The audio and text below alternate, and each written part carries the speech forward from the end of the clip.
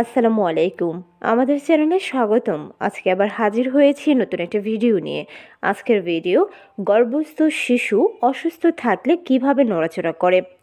গর্ভবতী আপুদের সবচেয়ে বেশি যে কমেন্টস পাওয়া যায় তা হচ্ছে গর্ভের বাচ্চার নড়াচড়া নিয়ে। বেশিরভাগ আপুদেরই জানতে ইচ্ছে করে গর্ভের বাচ্চা কবে থেকে নড়াচড়া শুরু করবে, নড়াচড়া না করলে কি হয়, গর্ভস্থ বাচ্চা সুস্থ আছে এটা বুঝবো কীভাবে, তাছাড়া বাচ্চা না নড়লে কী করবেন। এরকম হাজারো কোশ্চেন আপনাদের মনে সবসময় ঘুরপাক খায়। আশা করছি ভিডিওটা দেখলে আপনারা উপকৃত হবেন, অনেক গুরুত্বপূর্ণ তথ্য জানতে পারবেন। ভালো লাগলে চ্যানেলটিকে সাবস্ক্রাইব করতে ভুলবেন না। মাতৃত্ব নারীর গৌরব। একজন মহিলার জন্য গর্ভবতী হওয়াটা যেমন আনন্দের তেমনি রোমাঞ্চকর। গর্ভাবস্থায় সন্তানের খেয়াল রাখতে হয়, নিজের প্রতি একটু বেশি যত্নশীল হতে হয়। গর্ভস্থ শিশুর নড়াচড়া বা কিক প্রথম যেদিন অন্তঃসত্ত্বা মা টের পান সেদিনকার অভিজ্ঞতার কোনো কিছুর সাথে তুলনা করা যায় না। এই আনন্দময় মুহূর্তের জন্য মা অপেক্ষা করে থাকেন। চিকিৎসকেরা এই নড়াচড়াকে গর্ভস্থ শিশুর সুস্থতার একটি বড় লক্ষণ হিসেবে বিবেচিত করে থাকেন।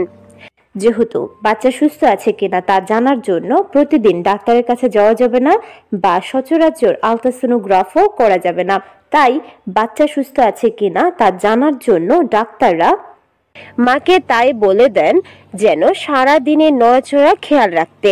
যদি এই নড়াচড়ায় কোনো ব্যাঘাত ঘটে সেক্ষেত্রে দ্রুত চিকিৎসকের পরামর্শ নিতেও বলা হয়, কারণ নড়াচড়াই একমাত্র মাধ্যম যার মাধ্যমে আপনি বুঝতে পারবেন গর্ভের বাচ্চা বড় হয়ে উঠছে কিনা বা সুস্থ আছে কিনা। সাধারণত 18 থেকে 24 সপ্তাহে মা প্রথমবার পেটের ভিতর শিশুর নড়াচড়া টের পেতে শুরু করেন। এই সময় মৃদু কম্পন বা ধাক্কার মতো অনুভূতিটা হয়ে থাকে। ক্রমে এই নড়াচড়া আরো বেশি বা ভালো করে টের পেতে শুরু করেন। প্রথম অবস্থায় মা অনভিজ্ঞ থাকার কারণে 18 সপ্তাহে বাচ্চার নড়াচড়া বুঝতে নাও পারে, এতে ভয়ের কিছুই নেই। এক এক শিশুর নড়াচড়ার ধরন এক এক রকম হয়ে থাকে। শিশু সবসময় নড়বে এমনটাও নয়, যেমন ঘুমের সময় গর্ভের মধ্যে শিশু বিশ্রাম নেয় বা ঘুমায়, তবে এই ঘুমের সময় একটানা 90 মিনিট থেকে বেশি হওয়ার উচিত নয়। মাকে বুঝে নিতে হবে তার শিশুটি কখন বা কতক্ষণ ঘুমায়। তাছাড়া 28 থেকে 36 সপ্তাহ গর্ভকালে সবচেয়ে বেশি নড়াচড়া বোঝা যায়, এতে মায়েরা অভ্যস্ত হয়ে পড়েন। সাধারণত খাওয়া দাওয়ার পর নড়াচড়া বেশি বেড়ে যায়।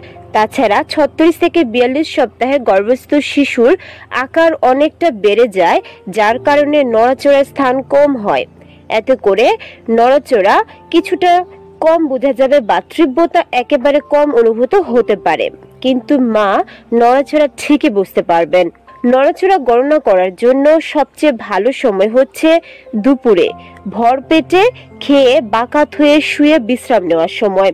নড়াচড়া গণনা করার জন্য কাউন্ট টু 10 হচ্ছে সবচেয়ে সহজ এবং স্বীকৃত পদ্ধতি, মানে একবার নড়লে বাচ্চা 1 কাউন্ট করবেন। এইভাবে 10 পর্যন্ত গণনা করতে হবে। 2 ঘন্টা অন্তর বাচ্চা যদি 10 বার নড়াচড়া করে তাহলে এটা স্বাভাবিক। তবে মনে রাখতে হবে একবারে যদি বাচ্চা অনবরত নড়তে থাকে সেক্ষেত্রে 1 2 3 4 করে কাউন্ট করা যাবে না, সম্পূর্ণ নড়াটাকে 1 বলে কাউন্ট করতে হবে।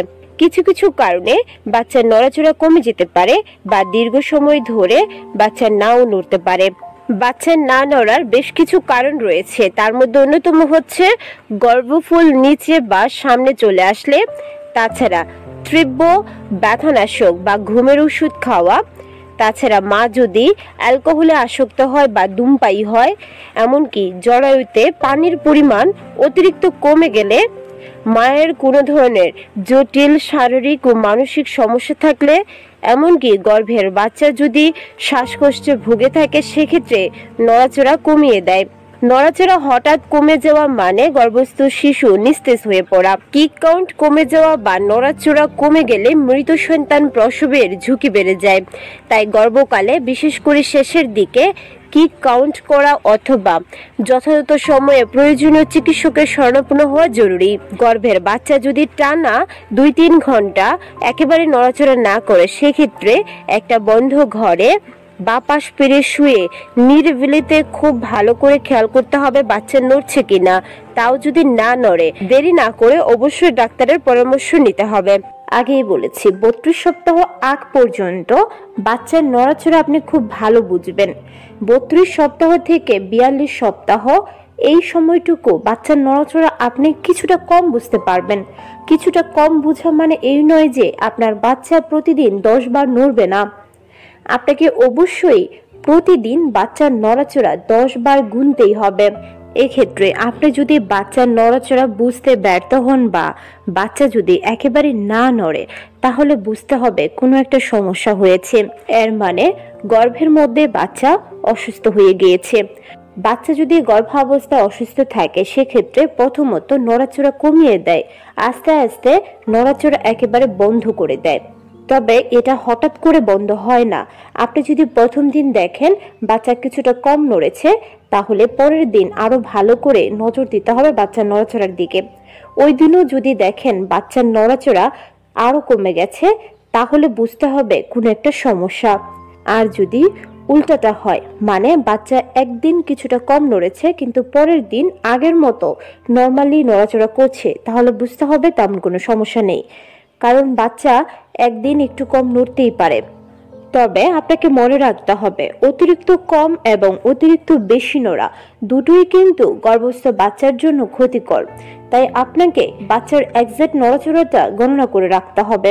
যদিও গর্ভস্থ বাচ্চা নড়াচড়া না করলে বুঝতে হবে বাচ্চাটি অসুস্থ, কিন্তু অন্য আরো কিছু কারণ আছে যে কারণে বাচ্চা নাও নড়তে পারে। তার মধ্যে অন্যতম হচ্ছে যদি গর্ভের পানি কমে যায় বা বেড়ে যায়, মানে এমনিওটিক ফ্লুইডের পরিমাণ কম বেশি হলে এরকমটা হতে পারে।